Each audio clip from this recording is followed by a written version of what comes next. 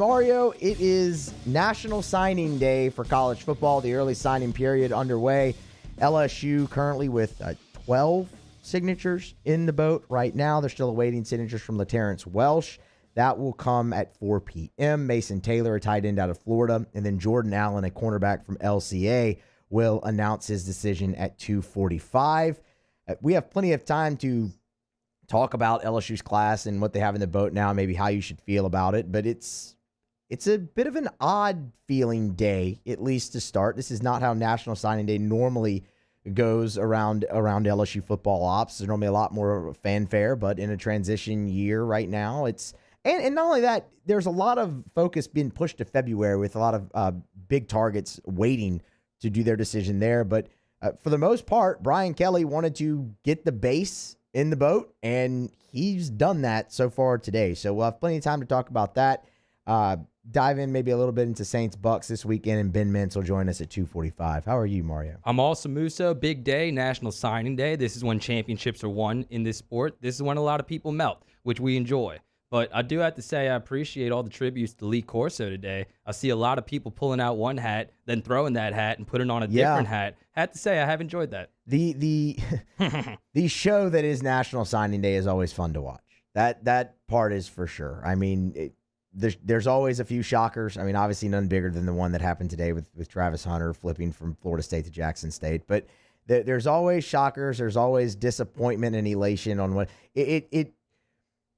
it's always funny to me that the decision of an 18-year-old really just illustrates the thrill of victory and the agony of defeat so much in a fan base. So that part is very fun to watch on signing day. But it's part of what makes the sport cool, man. It's a passionate, fan base that follows college football. It's a year-round thing. You can say that there's an off-season, but there's never really an off-season, especially for a program that's in flux right now the way LSU is. And like you said, usually LSU around like 20 signings. Now they're going to be closer to 10. But that's fine because, like you said, you had the foundation. You have the two big pillars in this class, which is the two in-state five-star prospects, talking about Walker Howard, the quarterback out of Lafayette, and Will Campbell, the offensive lineman out of Monroe. Those guys are in tow. That's huge. That's two of the three most important positions in football, in my opinion, cornerback being the third. So everything else that happens for LSU is going to happen. But at the end of the day, the fan base has a lot of faith in Brian Kelly. And no matter what the rankings look like, no matter what, all the statistics say, they feel like this program is going in the right direction. And apparently Walker Howard and Will Campbell feel that way as well. They do. And LSU, look, so normally you're looking at a bunch of different announcements. Maybe not the case this year, but you did get a pretty big one this morning when Quincy Wiggins, the 4-star defensive lineman out of Madison Prep, announced that he is going to be an LSU Tiger. And that's kind of my whole takeaway with this class so far, Mario. So you have 10 letters in right now. You're waiting 2 more, and then potentially Jordan Allen at 2:45 from LCA. When I look at this class, you remember everything that led up to it, how big of a year this was in Louisiana, right? So much talent that if LSU could just take care of what they needed to take care of, you have a guaranteed top 5 class, probably top 3, and might, depending on what you do rest around their country, be pushing for number 1. That's obviously not going to happen right now, and maybe that creates a little bit of angst, and especially considering the decommitments you had a few weeks ago. But when I look at this class, I still look at it being overwhelmingly positive, even with the low numbers. Even with the ranking not being what you want. We're all so caught up in the ranking for LSU's class every year, and rightfully so. They're normally right there near the top. It makes a lot of sense. But the pillars, like you said, it's always important in recruiting to focus more on the guys who are in your class rather than the guys who aren't. But I think that's even more important this year because the guys that you have are so important to this group, so important to building the future, laying the foundation for the future of LSU football. And it starts along the lines of scrimmage. And LSU has addressed that early in this class. Sure, you need linebacker help. Well, you got DeMario Tolan in the boat. Maybe you didn't think that was going to happen a few weeks ago. Now that did. And you can supplement that position a little bit more in the transfer portal. Same thing with cornerback. You're going to get LaTerrence Welsh. You feel good about the Jordan Allen announcement coming up. That's 2 really good cornerbacks, and you can supplement that at the transfer portal too. But along the lines of scrimmage is where LSU has really struggled. Getting Will Campbell is massive. Emory Jones is massive. Quincy Wiggins, massive. Tyjee Hill. All of that's massive. All of that builds towards the future. You're going to be fine in skill position. Yeah. Yeah, for sure. All the wide receivers that LSU has, even though Deion Smith just transferred, you would think you're fine right there. And getting Abieta to come in, the 3-star wide receiver out of Mandeville, will also supplement that position. But I want to expand on the point you made about Wiggins. That was a huge get, being the number 2 overall prospect in the country, number 15 defensive lineman in the nation, 15 at his position, that is, and the number 7 overall prospect in the state. And I'm curious how that affects maybe the status of Andre Carter, because reports said that he was really active in recruiting Wiggins specifically. And I saw a Billy Embody article at Go 24/7 when he interviewed the Madison Prep assistant principal, and he said that Andre Carter was really, really hard after Wiggins, and he recruited the kid, quote, like he was going to be here another 20 years. I don't know if Andre Carter's here another 20 years, but apparently he's done a good job recruiting. In my opinion, he did a really, really, really good job on-field coaching towards the end of the season. And LSU's defensive line, like you said, just like the offensive line, hopefully starting to get shored up a little bit. It's got to be really mouthwatering if you're an LSU fan and you think of the potential on this defensive line with guys like Jay Roy and Mason Smith and now Wiggins with this trend continuing.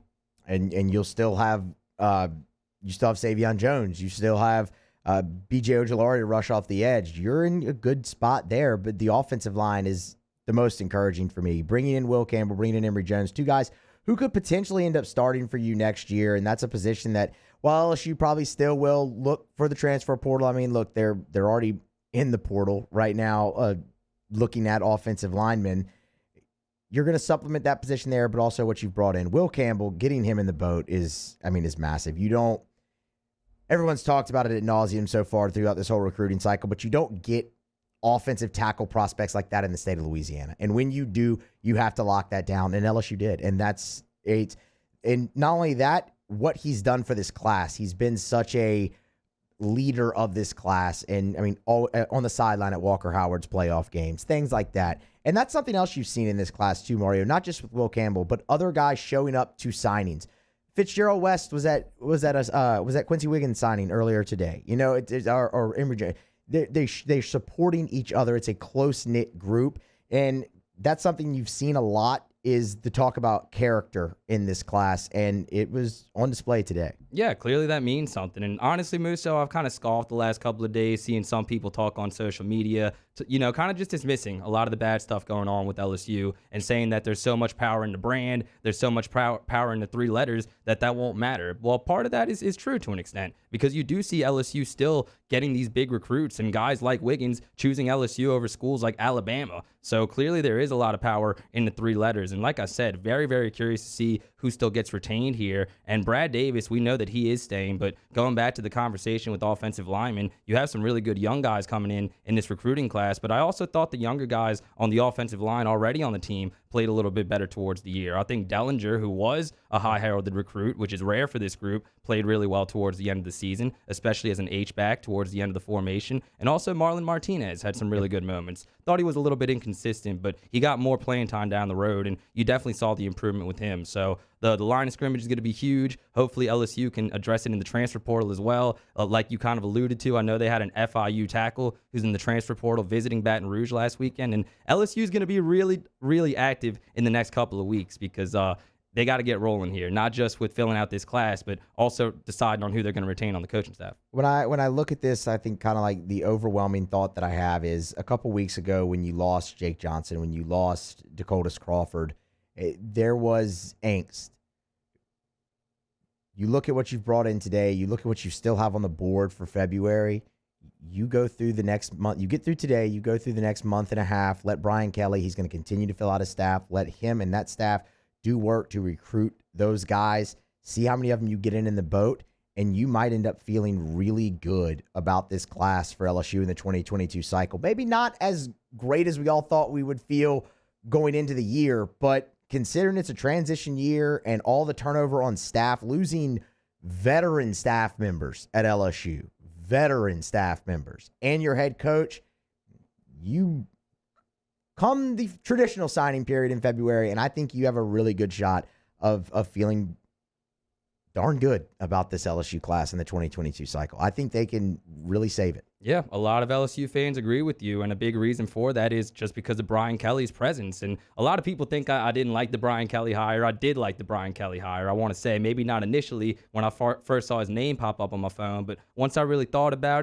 the consistent, sustained success that he'd had at Notre Dame, I was about it. And I had to say, we should commend Brian Kelly right now, Musso, because he was putting up some tweets this morning talking about each individual guy that signed. And some people were getting on him for the wording in the tweets being corny. And a lot of people got on him for his dancing with Walker Howard in that 360 video that we saw. But I had to say, I like seeing this from Brian Kelly. I like seeing the quote unquote corniness because it shows that he cares. It shows that he's making an effort. And at the end of the day, if I'm an LSU fan, I'd rather Kelly be looked at as like the corny players coach than to be looked at as a jerk, which honestly was kind of his reputation coming in. So these are small things. Maybe some people think it doesn't matter, but I do commend Brian Kelly, and I think he's doing a great job with this class so far. Everything matters in recruiting.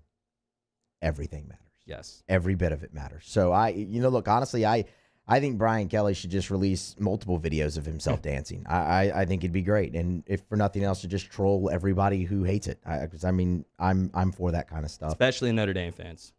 Yeah, they've had a pretty good day too, though. They've had a pretty good day today as well. Texas A&M's had a really good day, and that one's only going to continue to get better. So signing day, it's always fun. We'll have plenty more talk about signing day as we go throughout the show and really throughout the day on this station, as there already has been. LSU right now, 10 letters of intent are in. They're awaiting at least 2 more that they know. Mason Taylor, a tight end from St. Thomas Aquinas in Florida. LaTerrence Welsh, a cornerback from Acadiana. LaTerrence Welsh is set to sign at 4 p.m.